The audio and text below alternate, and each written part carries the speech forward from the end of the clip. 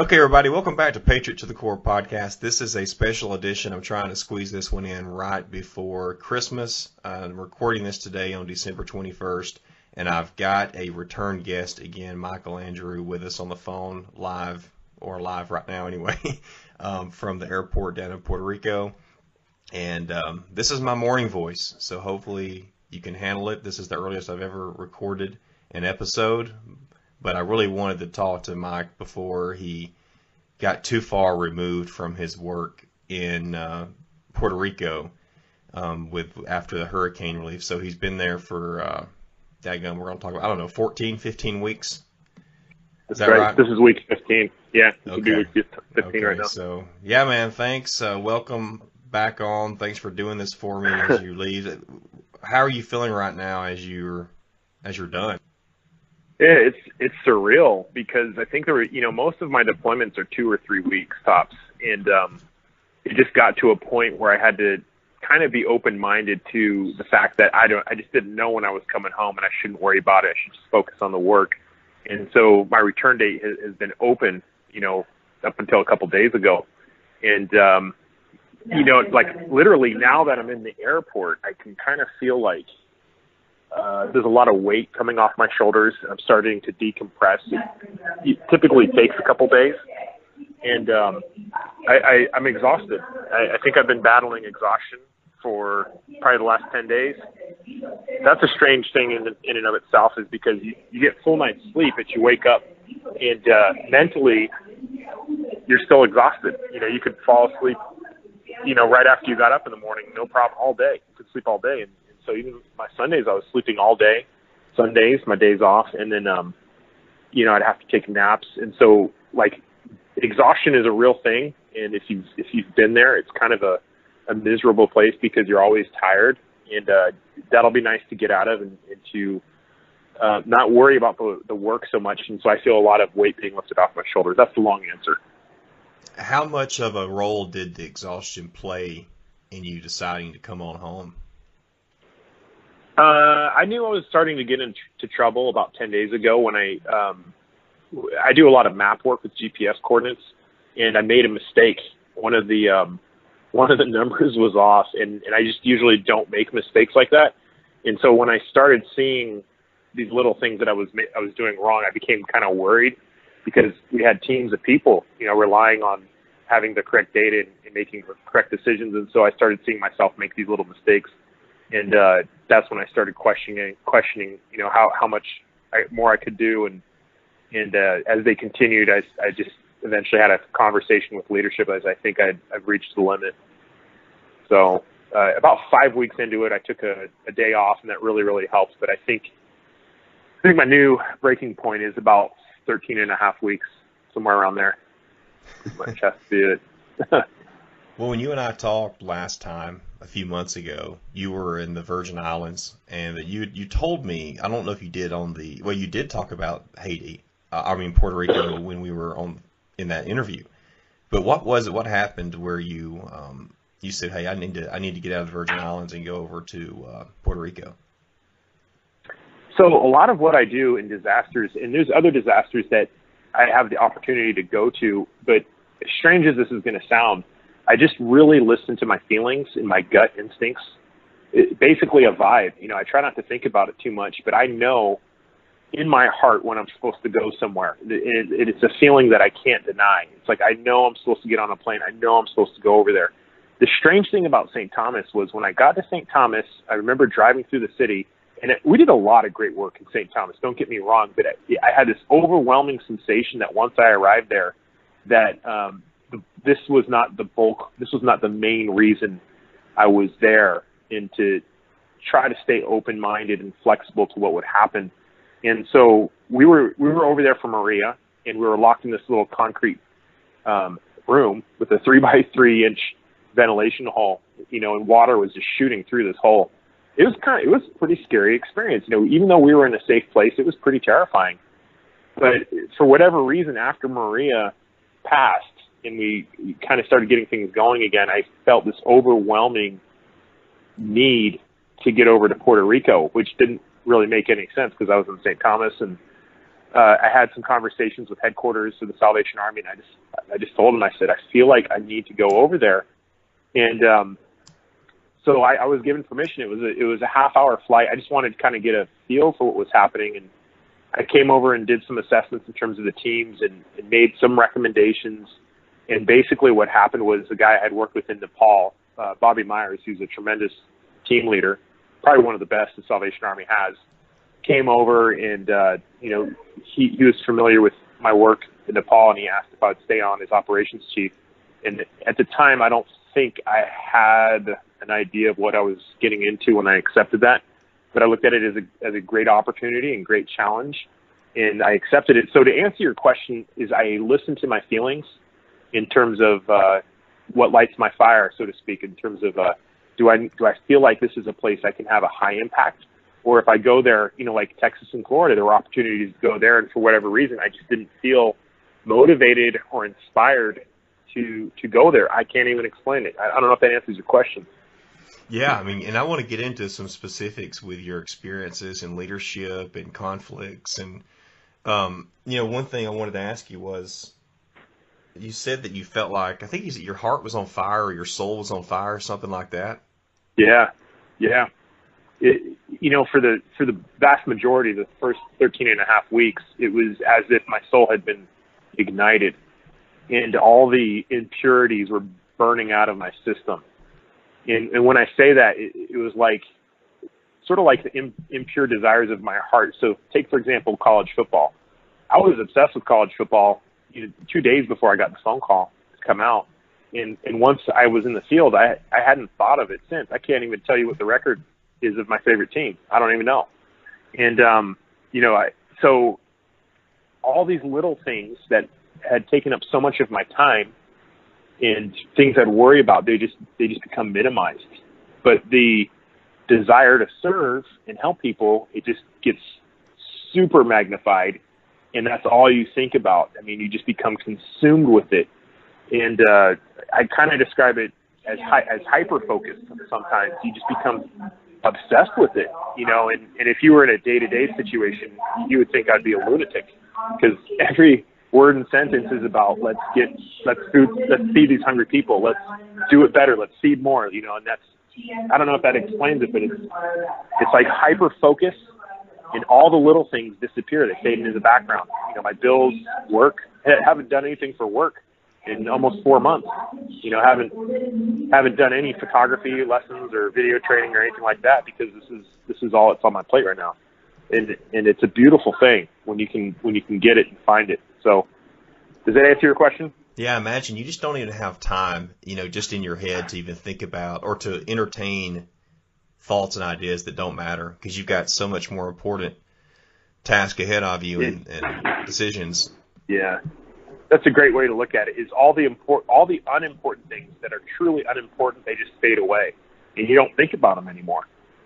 And I wish everybody could find something that just ignited their souls, and I think the type of work that you're doing is important too. I've felt it making movies because it was something I just loved, but service for me is something that usually just lights my fire, and I'm not talking about like a couple hours. I'm talking about, a deployment. I think service, whenever you can do it, is great, but the longer you can stay in a service-oriented situation, the greater impact it's going to have on your mind and your body and your soul. It changes people in the best of ways. It's like an antidepressant almost. Oh, I is that when you're serving people, it is. I really think service is the ultimate drug with no side effects in terms of antidepressants. You feel, I don't know, significant, like you're doing meaningful work and you're changing lives. You're really helping people.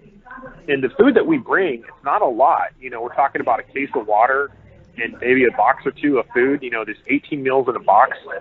So a family of 3 or 4, it's not going to last them that long.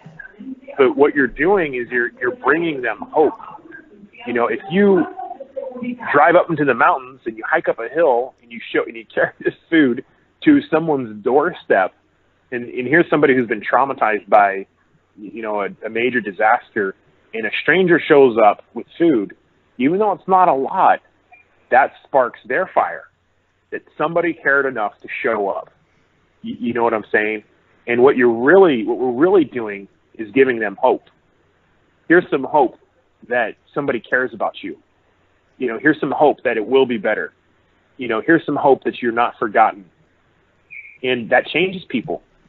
And, I saw that. I first started seeing that in St. Thomas when Craig and I, my disaster aid partner there, all we had was water, 2-gallon jugs of water that were taken door to door. And we were in a neighborhood that seemed like they were doing okay, but they all accepted the water. And we're like, what's going on? Why are they accepting this water from us when they probably can get some themselves? And we came to the conclusion that it wasn't the water that they were accepting. They were accepting the hope that somebody had brought to them. And so I think, I love the feeding missions that we do here. And I think that was really what we were delivering to people was the hope to, hey, it's going to be okay. You can carry on. Here's some food, but just know that you're cared about.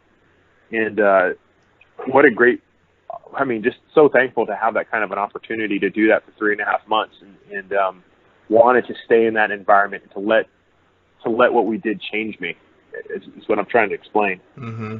But it was very transformative for all involved. Well, I was, as you and I talked quickly yesterday or something, I had this thought of Kramer on Seinfeld and how he shows up at a building one day, for whatever reason, and he ends up getting into this meeting, and he starts working for this company, and he's bringing home work, and that's what I thought about with you, because you're not employed by the Salvation Army or by any other organization, right. And here you are in leadership positions, and you're giving orders, and people are responding, and of course there's some conflict, and you're like, hey, he goes or I go. And it just reminded me of, the guy, the boss talking to Kramer is like, hey, your work, we got to talk to you about this. And Kramer's like, well, I don't even really work here. And he says, well, that's what makes this so difficult. Yeah. But you were in what leadership roles were you in? I guess let's talk about what you were doing. So mainly, my main job here was operations chief. And my job is responsible for taking everything out of the warehouse to the people who need it. That's essentially it. So the short terms of definitions of logistics, sometimes people hear that. That's everything coming from the outside going into the warehouse. Operations is everything from the warehouse going out. And it was interesting, because we had a lot of volunteers come in. I think we had over 100 different volunteers or people working for the Salvation Army or officers. They have different ranks depending on how long they've been in there. And for many of them, for most of them, they didn't know who I was or what my background was with the Salvation Army. This is disaster number 8. So I have a lot of experience in terms of being an operator and working on teams. And so I think maybe sometimes that could have been overlooked, by certain individuals. But for the most part, the vast majority, we got along. Everybody for the most part got along in terms of the situations that we were working in. And in some cases, I had to earn their trust that I knew what I was talking about. And I think once that happened, it was pretty straightforward. I didn't really have many huge problems with people. And so it was, getting out into a very chaotic situation where you're dealing with a lot of moving parts and being able to control that in an organized way. I think that's something that people just, they wanted to be part of. And so if I would tell somebody, hey, this is what I need you to do in order for the team to be effective, and they would see the need, everything kind of clicked and came together, and only on rare occasions, I think there was maybe 1 or 2 occasions out in the field where, we were out working and somebody challenged me, and I said, you're going to do this because I'm the operations chief and you need to listen to me, so I think for the hundreds of people that I work with, I think I said that once, and by the end of most of the deployments, I think I had won their trust in terms that I knew what I was doing. But the biggest support came from the Salvation Army leadership themselves. Is they were familiar with me and in my work in the past. And so from their angle, it wasn't like I was just showing up and brand new. They knew about my past deployments and experiences. So from their side, it wasn't, like the Kramer, but probably from everybody else's, perspective, that's probably what it looked like. Yeah, right. Well, what are some things that when you showed up there, or maybe you were put in the position as operations chief, is there something that maybe you had learned before and you realized, hey, you know what? This is what I felt confident in doing it this way, but it's not going to work this way here in Puerto Rico. So I've got to adjust, and it works differently. Yep. So there were a few themes that I really visited daily, and one of them was that speed is greater than perfection. Because if you go for perfection, or if you think perfection is the name of the game in disaster aid, you're never going to be successful, because every distribution we did was imperfect. We didn't get to every single person in the areas that we wanted to. We didn't save a perfect amount of time. But if you can rely on the idea that it's imperfect and that perfection is your enemy, you can do a lot of things quickly. And so basically what happened was, I wrote a book in April. It was published, called The Efficiency Playbook. We've talked about it a little bit. It was all these little tactics of ways to become more efficient. And what it strangely it became was every day was a classroom or an experiment to test those theories out to see how they would work. And I kid you not, we used every chapter in that book in different ways to deal with the chaos of, taking, thousands, tens of thousands of meals out to an area within a limited amount of time. You have to be mindful of that. And you have to stay, as you said, flexible to the situation. And there were times we made mistakes, but for the most part, we still got the job done. But yeah, you have to be able to adapt on the fly, and the situation changes. So it's a really great training ground for changing your plans and adapting and following your instinct. There's a lot of times I didn't think. It was just a feeling or a vibe. This is how we should do it. But the principles of efficiency were applied heavily, and we just had to stay flexible and open-minded. And there were a couple times I'd have people come up to me and say, "Hey, you know what? Maybe we should do this." And when you're in the heat of battle, you don't want to hear that, But I listened to them because they were right. They had a suggestion. I said, "Yeah, you know what? That is a good suggestion." So I think a good leader is open to listening to ideas coming in, and so that's pretty much what I tried to do, is focus on the task at hand and not so much perfection or my plan specifically. Yeah. What about how you portrayed yourself as far as confidence? Because at least the Mike that I know, you've always seemed pretty confident in your abilities. Was there a time when you felt that maybe did your confidence ever lack while you were there? And if so, did you think about, hey, I've got to make sure that I don't ever come across as looking not confident because I'm a leader here? In the very beginning, when I found out I was going to be a leader, I was a little nervous because I hadn't been in that role before, and I just basically said to myself, you have a lot of experience, in disasters, and rely on that experience and your instincts. And there's a book by Malcolm Gladwell called Blink, and it's about thin slicing, where it's just basically follow your instincts when you're trained in something. And I just reminded myself that I had a lot of experience and that I could probably, rely on those feelings.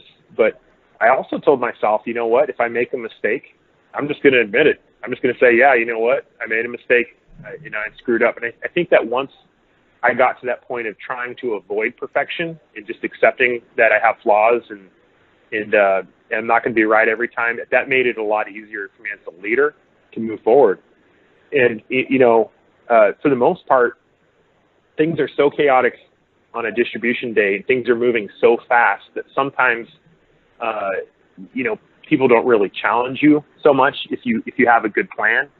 And I remember the first time we went out with the HSI security teams. This is Homeland Security. They heavily armed, machine guns, basically body armor. We take these guys out, and a lot of them have military background, And so I remember the first time we took them out, at every turn they were questioning me.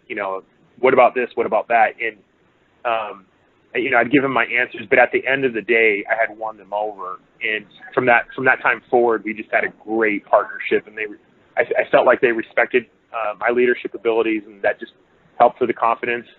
But I think the idea of just knowing that you're not going to be perfect, be able to admit when you're wrong, frankly and quickly, and move forward, it's going to eliminate a lot of doubts that anybody has about being a leader. Well, and slightly different question then. What about, were there any weaknesses that you had, that you knew you had, that you were able to make strong while you were there? Let me think about that. There were some, one of my weaknesses was planning. I wasn't a great planner. And what I quickly learned was that there were so many moving parts every day that I had to develop planning systems. And so, we might have 20 or 30 or 40 people coming out on a distribution, and then we had a fleet of cars. There might be anywhere from 7 to 16 cars, and there had to be assignments of every person into every vehicle, and I had to keep track of which vehicle was braking and things. These two people don't get along, and we need a Spanish speaker in this car. And so what I did was I developed a magnet board so everybody had a magnet, for their name and for the vehicle. And so I could assign vehicles, team leaders, and team members literally within a minute, maybe 30 people, and everybody could see it on the board. I didn't have to write it down, and then what I would do is assign, call signs, Alpha, Beta, Charlie, Alpha, Bravo, Charlie. And then we also started implementing walkie-talkies for each of the teams. And so when I first got to Puerto Rico, the cell towers were down, and so you didn't have GPS navigation, and you couldn't call each other. So if they made a wrong turn, guess what? They're gone. And so these were some of the problems that I saw early on that I would be challenged in terms of my planning, because my planning wasn't really great. But we absolutely got that straightened out, and we had redundancies. We figured out if we downloaded Google Maps to our devices, they would work offline. We used GPS coordinates for everything. And so we eventually just built redundancies into the planning. So everybody had a team leader. All the team leaders had the GPS. All the team leaders had walkie-talkies. We would even identify which streets they were on. So in all the missions that we did, which, it has to be over 100 different missions, we never lost anybody. Nobody ever got lost, which was something I was really proud of. And the planning on the maps, if we had a location in the past, what we would do is we would show up and, start distributing. But what I learned was that if I could use Google Maps or another app called Maps Me, I could pre-scout the location, and I could look at the house density, and I could find staging areas for our big truck, which needed to be parked in a secure location. And then we had a printer, so I was able to print up maps.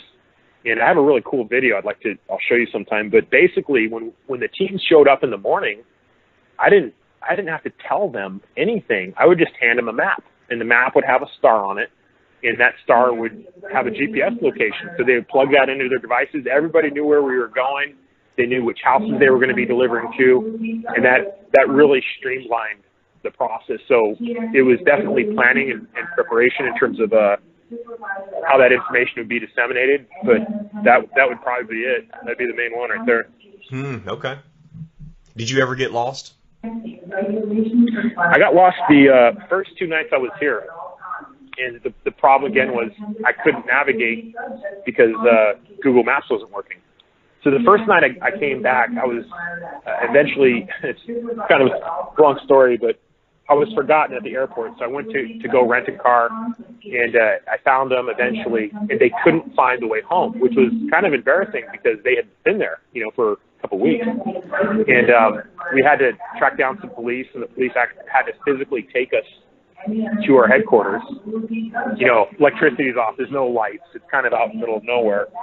And that happened the next day too. And I was so frustrated, and I was thinking, you know what, if we can't figure out how to navigate, we're in a lot of trouble. We're not going to get anything done. And so that's when we figured out about you can download offline maps. And so we had to go up to San Juan to find an internet connection. Literally, there's no internet connection on almost the whole island. And then once we did that, we were good moving from that time forward. But yeah, we got lost. Many people got lost in the beginning. Hmm. Well, while I'm thinking about it, where in Puerto Rico did you spend your time? Because some listeners will be familiar with it. Sure. I was stationed at an emergency services building in a city called Caguas, kind of more in the center part of the island. And that's just south of San Juan. But we worked all over. I was pretty much all over the map, from Aguadilla to Utuado, down to Ponce, Humacao, Manabo, Fajardo. We were really all over the place at some point or another. We did a lot of work in Juncos, did a lot of work in Las Piedras, and yeah, pretty much all over the island. Okay. Mike, what about miracles? How often did you witness miracles every day, and or how often, and what were some of them? There were a couple things I'll real quick share with you. There was a boulder that had rolled down the hill and had literally stopped in front of a person's house who had a statue of Jesus holding his arms up, and the arms were broken off the Jesus statue. But looking at it, we don't know how that boulder stopped there. But I think most of the miracles that happened were basically with connecting with people who had been hurt, and who were down and not feeling like they wanted to go on. That's really where the magic happened, the one-on-one interactions. I don't know if that answers your question. Yeah, definitely. What about we talk about the water filter situation, and because that seemed kind of miraculous to me, and how your friends stepped in and raised a lot of money. Yeah, now that you say it, that was definitely a miracle. And I'm sure if I had some more time to think about it, I could come up with tons. But basically, I had a fellow YouTuber. I make videos on YouTube, and her name is Chelsea Northrup. Her husband's Tony. I have a huge photography channel. And she tweeted that she had relatives she couldn't reach, and I knew I was going to be there, and I was like, hey, maybe I can check in on them for you. And one thing led to another. We started talking, and she said she wanted to help, and she's just like, well, what do you think would be the best thing? And I'd say probably water filters, because it's the last thing people think of. And so she did her homework and her due diligence, and I have to give her a lot of credit, pretty much almost all of it. She ran a fundraiser and raised $50,000 on her YouTube channel and through social media, and she sent those filters out to me here through UPS, which was also free. The shipping was free, so almost 100% of the money, save some transaction fees, went to that effort. And I thought that was amazing. It was basically photographers coming together to buy water filters, and I was able to distribute those. She came out for a couple days with her husband, Tony, and they're dear friends now. I love them to death. And I thought that was just a really wonderful experience to show, what an individual like Chelsea and Tony can do when the opportunity is there. And I think they're both wired for it.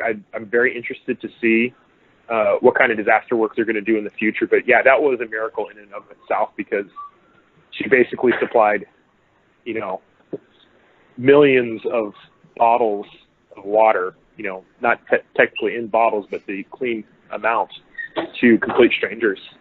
And that's pretty mind-blowing. And there's a really good video they did that's got you and them in it, and that's been shared online. If I can find that link quick enough, I'll put it in the show notes.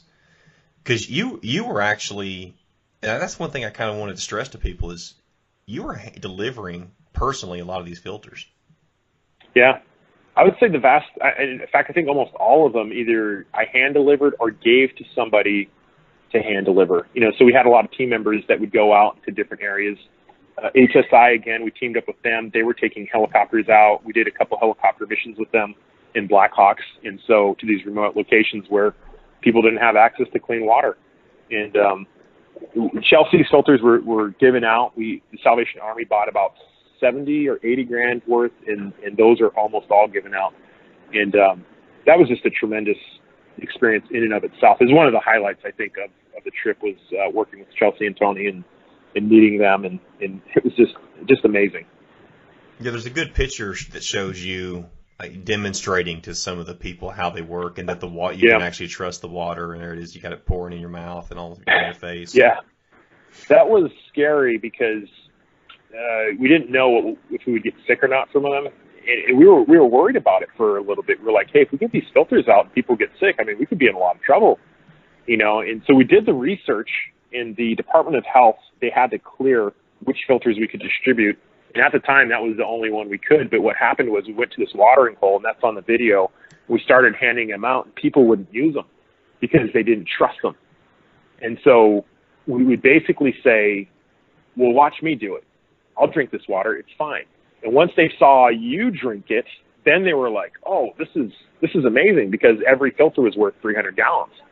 And there was a water source coming out of the mountain. It wasn't clean, but if you used the filter, then you could drink it. So Chelsea drank from hers too. And so once we showed them that it's safe, then people started, realizing what it was all about. Yeah. Wow. Well, Mike, what about some conflicts? Can you talk about, and this might be a broad question, I know, but some conflicts that you encountered and how you dealt with them? And are there some that you kind of regret how you handled them and would have done differently, if you would do differently if you could do it over again? Yeah, there are some things. Well, let's just put it, there's always conflict. When you work with, a couple hundred people, there are going to be a couple of them that you don't get along with. But for the most part, if you just say, hey, this is our common goal, this is what we're working on, this is what we're doing, and if everybody's on the same page, there's no problems. You can work through a lot of the personality conflicts. There were a few times out in the field where people would challenge me, hey, what are you doing here? Why are you distributing? And I would just show them my FEMA pass. I had a FEMA pass that allowed me to get into the JFO, which is where a lot of this stuff happened, and probably not the way it was supposed to be used, but I just point out and say, hey, FEMA knows we're out here, we're distributing food. If you have a problem, take it up with them, and so that happened a couple times. The rest of the conflicts and stuff, they really weren't, I don't think they're really worth noting.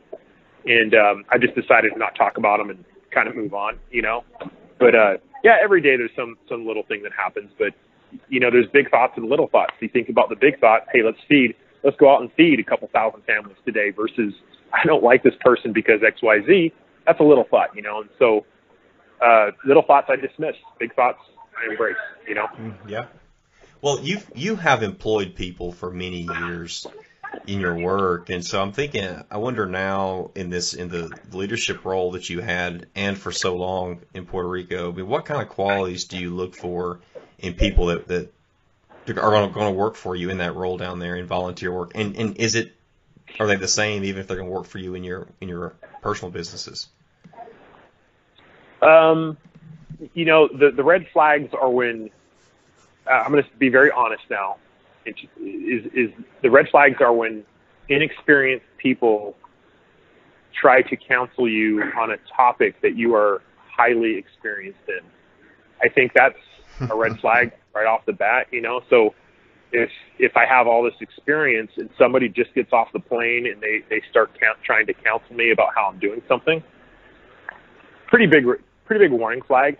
That would also go in business. If I've been shooting with DSLRs for 10 years and somebody picks up the camera for the first time and they think they know more about it than me, probably not going to listen to them.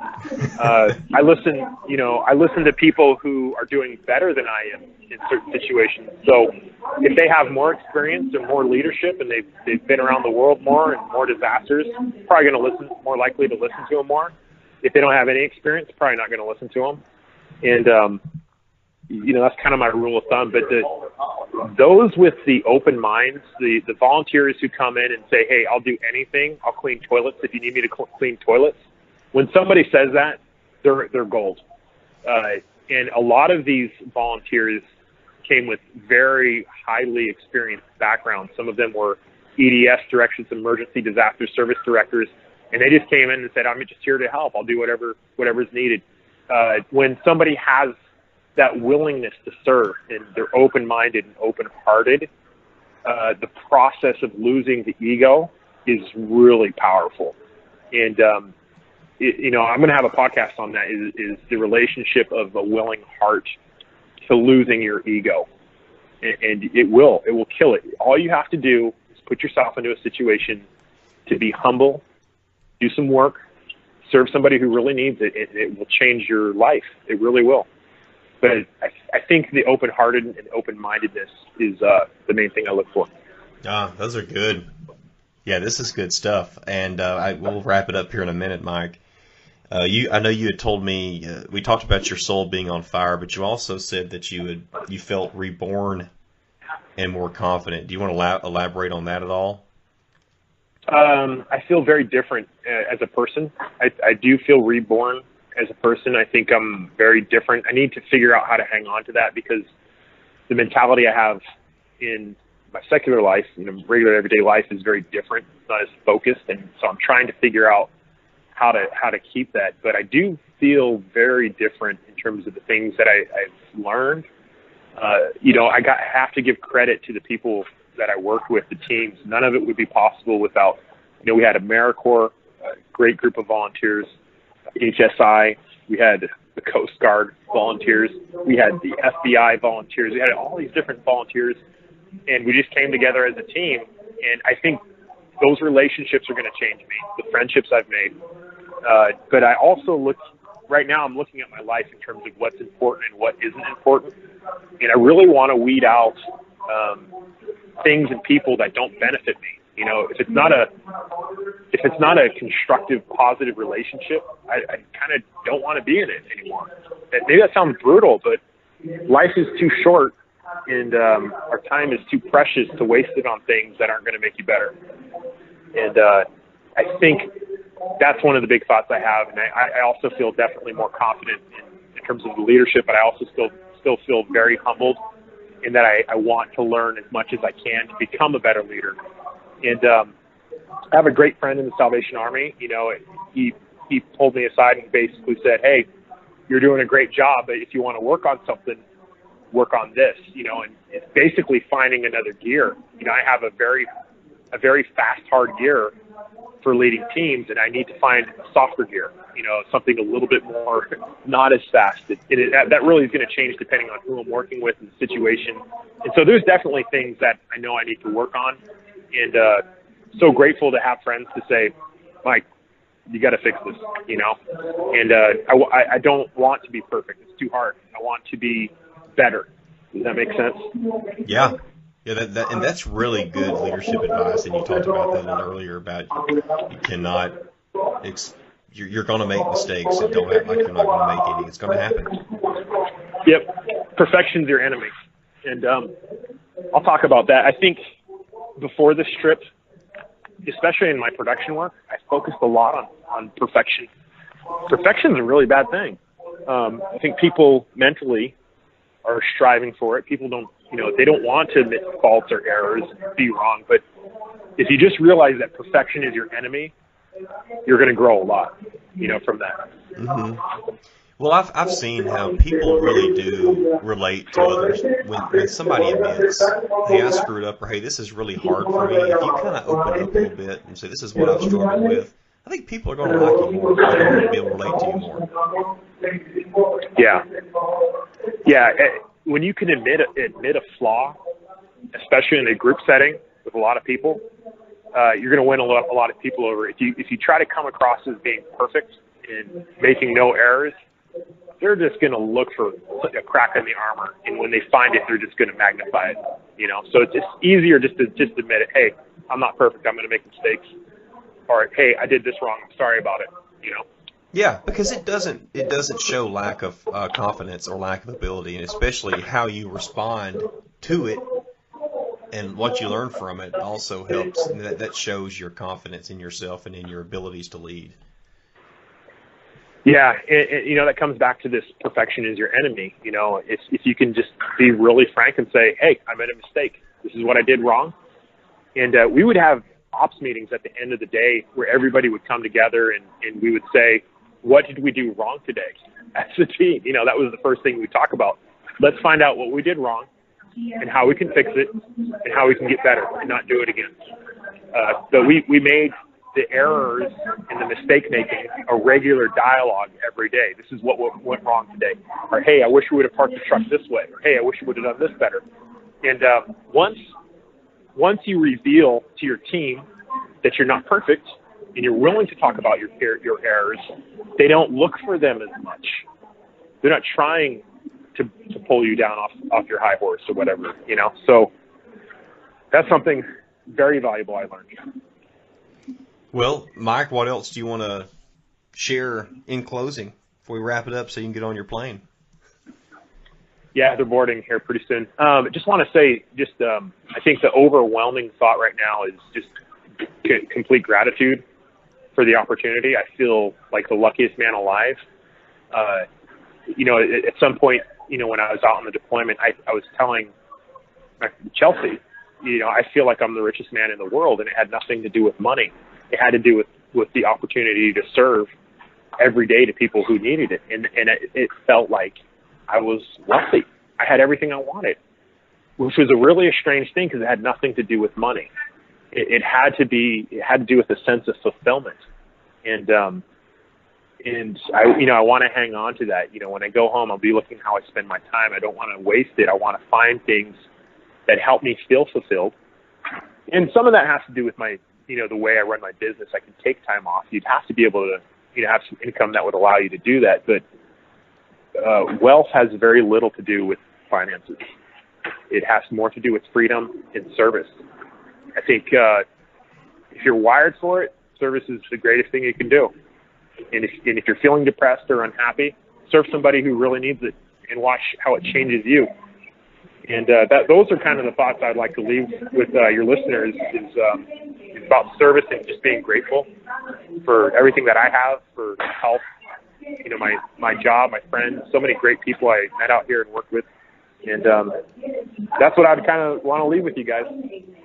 Man, I appreciate it too. So where to now? Where are you going? Are you going home or somewhere else so you can recover? So I need about 3 or 4 days to decompress. A lot of that will be sleeping, and a lot of that will be note taking. I'll make some notes about, you know, what I've learned, and because that information fades. If I don't write it down now, I'll forget about it. There's a video that's coming out about us on a distribution. We had a videographer can't come, so we're going to edit that together. But I'm going to Salt Lake City, Utah, for probably about 5 or 6 days to decompress, relax, try not to think about anything other than, you know, gathering my thoughts, have some fun, and then I'll head back to Maui and I'll start working on my business. You know, there's an app that we tested out here, and we're going to refine it and make it better, and hopefully use that in future deployments. But basically, Salt Lake for a week and then Maui for here on out. Well, great. Thank you very much, Mike. It's awesome to hear from you, and it's been great following you. I'll put some links in the show notes to your Instagram again, and to anything else I can find in kind of a short notice, because I want to get this out here pretty quick, maybe in the next day or so. And I know you're going to go into some depth in your podcast on the Maven Nation about a lot of things you learned. So that's going to be good. Yeah, I appreciate that so much, Dad. You know, and a lot of the things that if you had not asked me now, I probably wouldn't have even remembered. So thank you for bringing me onto the show again. You've been very kind to me in that way, and well, I'll touch base with you when I get into Salt Lake.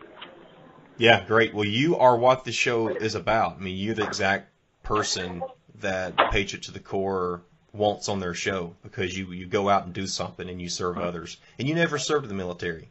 And even though that's right, 90-something% of my guests are military or former, you know, some are not. You're one of those, which is just fine, because we can serve in many, many ways. I appreciate you recognizing that. I mean, there are times I kind of wish I would have served in the military, because I think there's a lot of just so many great things to be learned from that experience. And I think it is service. And so grateful to our veterans and everybody who is serving currently and who will serve. And I have a tremendous amount of respect for them. So thank you for considering me as somebody worthy of your podcast. And you're a great friend, Dad. I know you know that. And yeah, if there's anything else I can do for you in the future, I'd love to have you out on a disaster sometime to come with me and experience it, see what it's like firsthand. Yeah, I'll be there. It'll probably be a few years, but I'll be there. Right. In the meantime, I'm sure we're going to have more tornadoes or something here in my area, so we always have these smaller opportunities to serve as well. We usually aren't lacking in those, at least every few years. But since this is kind of a raw file, I'm going to go ahead and wrap it up here, and appreciate everybody listening. And if you're listening, especially on an Apple podcast, they've made it very easy now to rate the podcast. You can easily scroll down on your phone or your device, and it says rate this podcast. It's so easy now. Please do that, and because that really helps get the word out and helps the podcast to be more easily found. Also, please follow Michael on his Instagram if you'd like to. I'll put that in the show. What is your Instagram, Mike? I am at Michael the Maven, and typically when I'm not doing disasters, I'm a instructional video producer. I make training videos on cameras. So if you're looking to shoot photography, if you have a camera, probably have a training video that you would be interested in. Yeah, so y'all can follow him that way. You're also at Michael the Maven on Twitter as well, right? Yep, that is correct. Okay. Well, it's been awesome. Thanks, buddy. Great talking to you. Get some rest, and I'll talk to you. Maybe update me in several days after you get some sleep. Okay. Thank you so much, Dad. Thank you to your podcast, Patriot to the Core, and I'll see you next time. All right. See ya.